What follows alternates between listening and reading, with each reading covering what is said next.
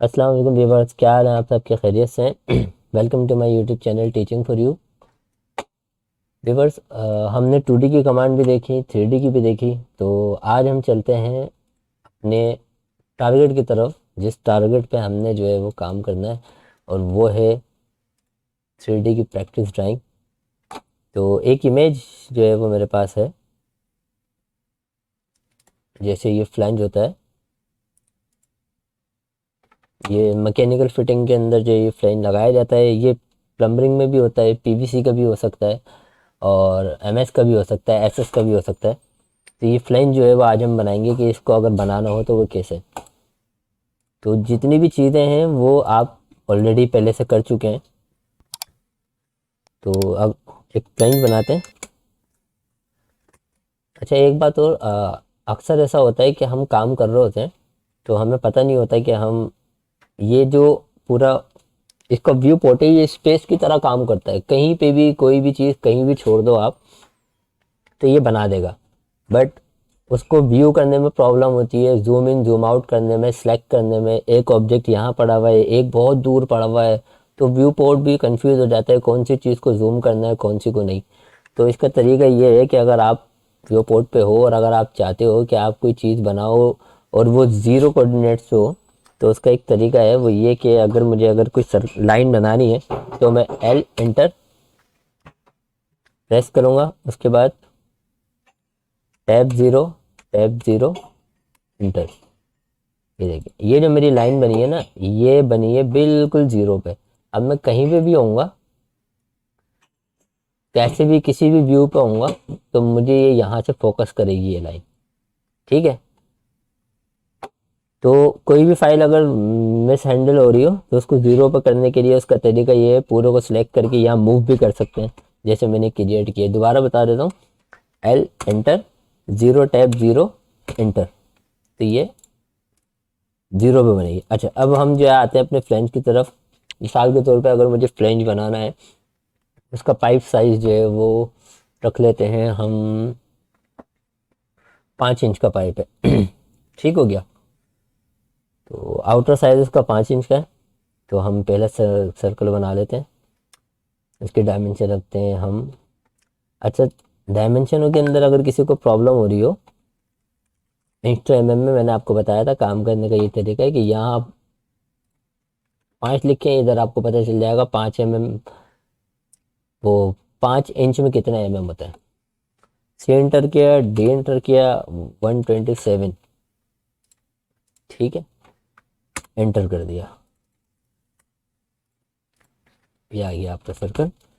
अच्छा, अब ये तो हो गया आपका पाइप साइज।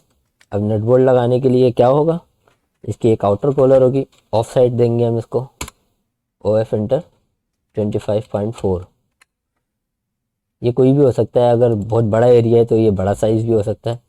हम यहाँ आ जाते हैं। ठीक है, टॉप से बता देता हूँ आपको। अब यहाँ पे एक लाइन क्रिएट कर ली सेंटर के लिए। ये सेंटर में हमने जो है वो नट बोल्ट का होल बनाया है, डी इंटर, और 1/2 इंच का अगर है तो 12.7। ये देखें यहाँ पे ये 12.7 होगा। ये बचकाना एक्सरसाइज में इसलिए कर रहा होता हूँ ताकि आपको तरीक़ेकार आ जाए। जब आप इसमें एक्सपर्ट हो जाओगे ना तो फिर आपको याद हो जाएंगी ये सारी चीज़ें। 12.7 मैंने ऐड किया, एंटर कर दिया, ये आ गया। ठीक है व्यूअर्स, ये एक स्क्रीन पर इसके मैं थिकनेस दे देता हूँ 25.4, यानी 1 इंच। ठीक है, एस यू। अब यहाँ पे आप देखेंगे इस शेप को, ये कुछ ऐसे होगा। अब इसमें से ये पाइप का एरिया निकालना है, तो आपको पता है क्या करना होता है। आप जो है वो एस यू इंटर, बाहर वाले ऑब्जेक्ट में से अंदर वाला ऑब्जेक्ट निकालना है तो पहले बाहर वाले को सिलेक्ट करेंगे। ये सारी वही कमांड है जो मैंने आपको पढ़ाई है और उसी से रिलेवेंट मैं आपको एक्सरसाइज बता रहा हूँ। एस यू इंटर करके पहला सिलेक्ट करा, उसके बाद ये मिड वाला पॉइंट सेलेक्ट कर लिया और एंटर कर दिया। देखिए ये होल हो गया इसमें। ठीक हो गया। अब क्या करना होगा हमें, इसके अंदर ये इसके होल करना है। 12 mm का तो हमें नट बोल्ट अगर इसमें डालना है तो आप इसको करोगे कम से कम भी जो है वो 14 mm 15 mm का होल कर दें आप। क्योंकि होल बड़ा होगा तो उसमें से नट बोल्ट जाएगा ना, अगर होल छोटा होगा तो उससे होगा क्या, आप जो नट बोल्ट लगा रहे हैं वो उसमें फंसेगा। इसलिए हमेशा कोई भी ऐसी चीज़ होती है जिसमें जो है वो नट बोल्ट की फिटिंग होती है तो उसका होल बड़ा हुआ हुआ होता है, नट बोल्ट थोड़ा छोटा ही डलता है। ई एक्स टी इंटर, इसको एक्सट्रूड कर देते हैं। अच्छा, ये हमने एक्सट्रूड कर दिया।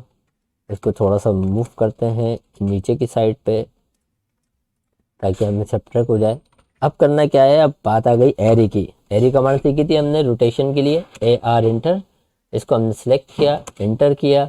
ये पॉलर एरी है, क्योंकि सर्कुलर है तो हम पॉलर करेंगे। उसके बाद ये कह रहा है कि इसका बेस पॉइंट सेलेक्ट करें आप।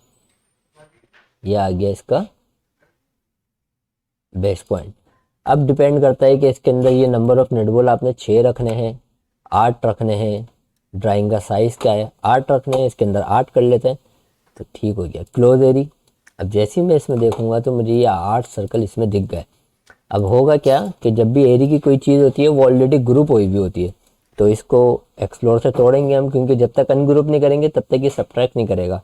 एक्स इंटर, तोड़ दिया। एस यू इंटर, इसको सेलेक्ट किया सर्कल को, और सर्कल के अलावा जितने भी ये सिलेंडर थे इनको डीसेलेक्ट कर दिया।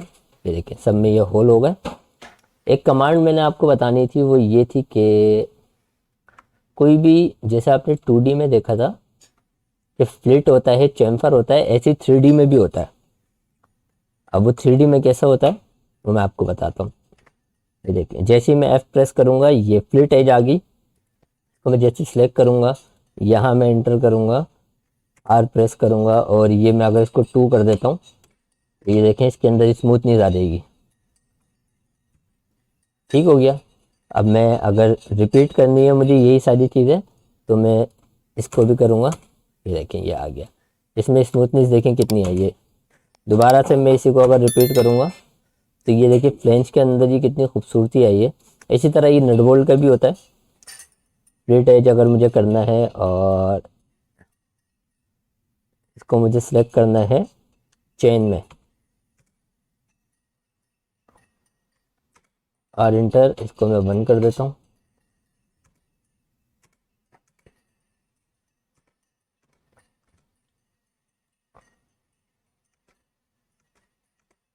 ये देखें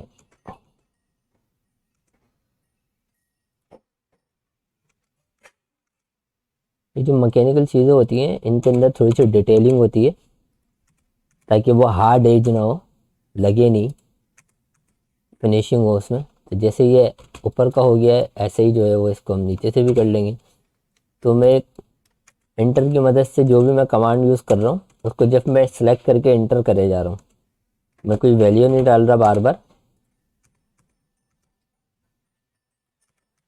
इसमें थोड़ा सा टाइम लग सकता है, हम इसको मल्टीपल भी कर सकते हैं, पर मेरा ख्याल ये है कि शॉर्टकट से पहले जो है वो आपको बेसिक आना चाहिए ताकि फिर आप जो है वो शॉर्टकट ढूंढें। अगर स्टार्टिंग में ही आप शॉर्टकट ले लेंगे तो बेसिक जो है वो फिर आप सही से कर नहीं पाएंगे।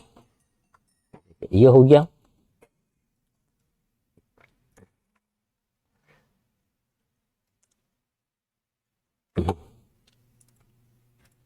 तो ये ऐसे हम कोई भी जो है वो ऑब्जेक्ट बना सकते हैं।